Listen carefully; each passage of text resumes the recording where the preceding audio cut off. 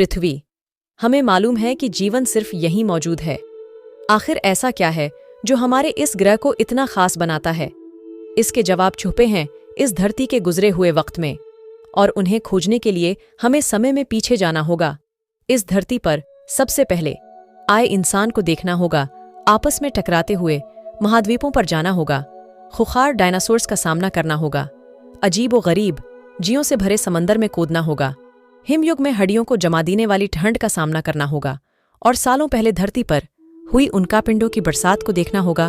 तो आइए चलते हैं वक्त में बहुत पीछे, धरती के शुरुआती दिनों में। इस सफर की शुरुआत आज से लगभग 5 अरब साल पहले हुई थी, जब हमारा सूर्यमंडल और एक नया जन्मा तारा, जिसकी चारों तरफ धुएं और चट्टान चक्कर काट रहे हैं।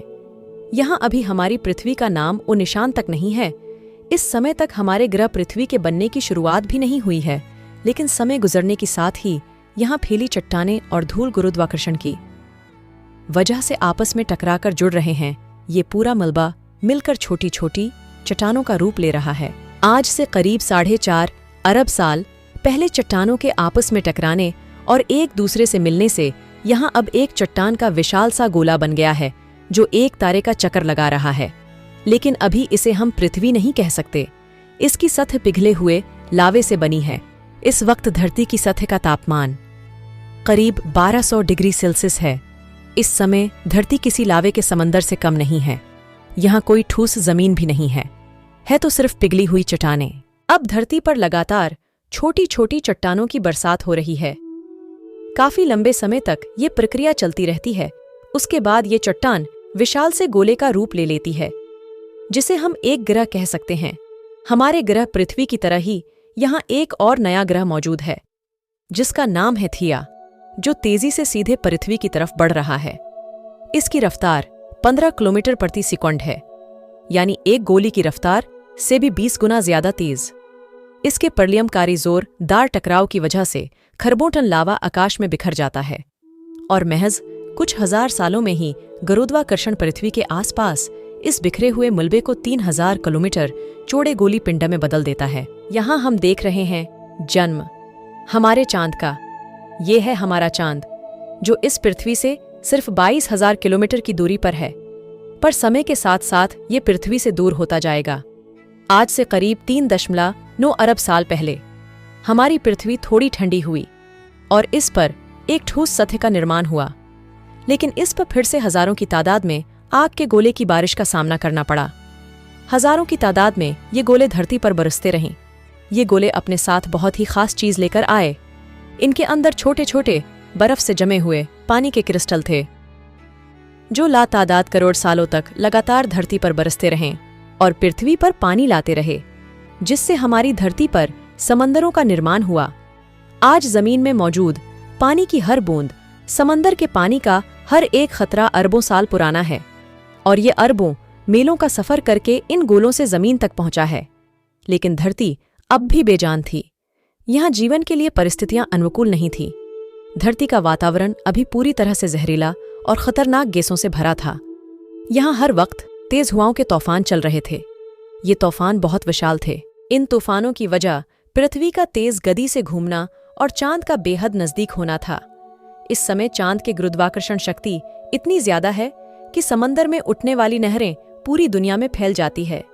पर गुजरते वक्त के साथ साथ चांद जमीन से दूर होता जाता है, जिससे समंदर में हलचल कम होती जा रही है और धरती के घूमने की गति भी कम होती जा रही है। धरती के जन्म के 70 करोड़ साल बाद समंदर के कुछ फीट नीचे लावा उबल रहा है। समय के साथ साथ ये लावा ज्वालामुखी के रूप में बाहर निकलने लगा, जिससे पानी में जगह जगह चट्टानें उभर रही हैं। पानी के साथ टकराने से ये लावा ठंडा होकर चट्टानों का रूप ले रहा है, और उसी तरह पृथ्वी के हर हिस्से में एक टापू का निर्माण हो रहा है। ये टापू आगे जाकर एक दूसरे से मिल जाएंगे और एक बहुत बड़ी जमीन को बनातेंगे, जिसे हम कॉन्टिनेंट कहते हैं। आज से करीब 3.8 अरब साल पहले हमारी धरती पर अब तक आग के गोले की बारिश हो रही है, पर अब की बार ये अपने साथ केवल पानी नहीं लाए, बल्कि बहुत ही अनमोल चीज भी साथ लेकर आए हैं, जो धरती को जीवन देने वाली थी। जब ये गोले पानी में गिरते हैं तो ये अपने साथ लाए हुए कार्बन, प्रोटीन और अमीनो एसिड को भी समंदर की गहराइयों तक पहुंचा देते हैं। लेकिन यहाँ समंदर की गहराइयों में गहरा अंधेरा है।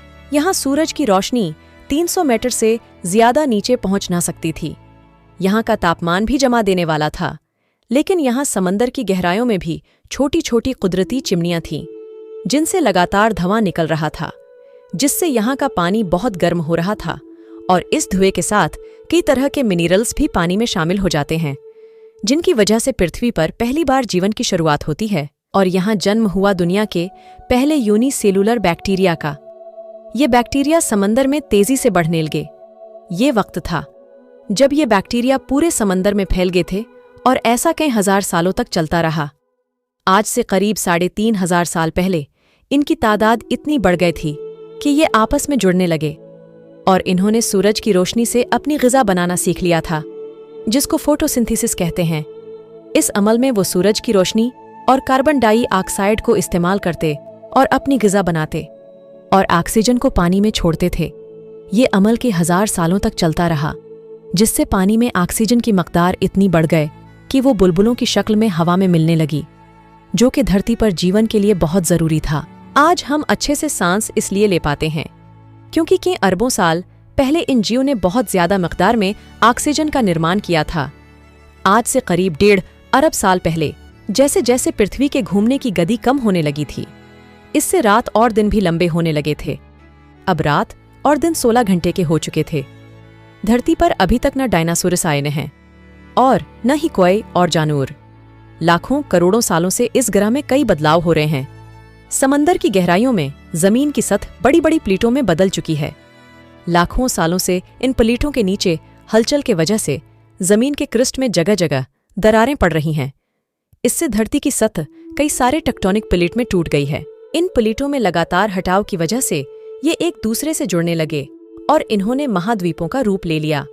अब दिन और रात भी 18 घंटे के हो चुके थे और धरती का तापमान तकरीबन 30 डिग्री सेल्सियस था। आज से करीब 75 करोड़ साल पहले धरती के क्रस्ट में एक बार फिर हलचल होने लगी, जिससे ये सुपर कॉन्टिनेंट 2 हिस्सों में बंट गया, जिससे जगह जगह ज्वालामुखी फटने लगे और बहुत ज्यादा मकदार में कार्बन डाइऑक्साइड हवा में मिलने लगा। जैसे आसमान में काले बादल छा गए और ये तुर्शी बारिश बरसाने लगे, जिससे हवा में मौजूद कार्बन जमीन पर मोटी परत की शक्ल में जमने लगा और धरती का तापमान तेजी से गिरने लगा। सिर्फ कुछ ही सालों में तापमान -60 डिग्री सेल्सियस तक पहुंच जाता है। पहले आइस एज की शुरुआत हुई।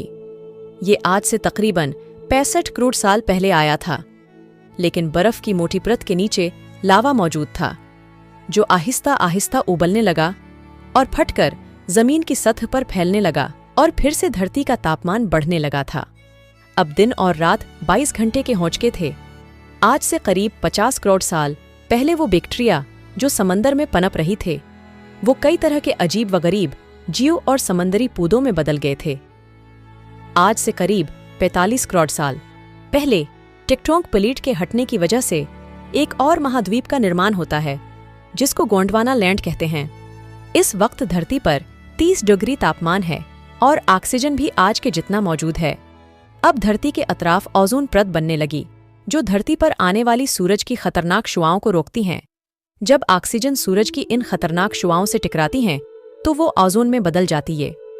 अगले 12 करोड़ सालों तक ओजोन की परत काफी मोटी हो जाती है, जिससे धरती पर छोटे शैवाल फलने फूलने लगते हैं और ये धरती के पहले पौधे बनते हैं। आज से करीब 35 करोड़ साल पहले समंदर में रहने वाली एक मछली टिकटालिक ने पहली बार जमीन पर कदम रखने का फैसला किया।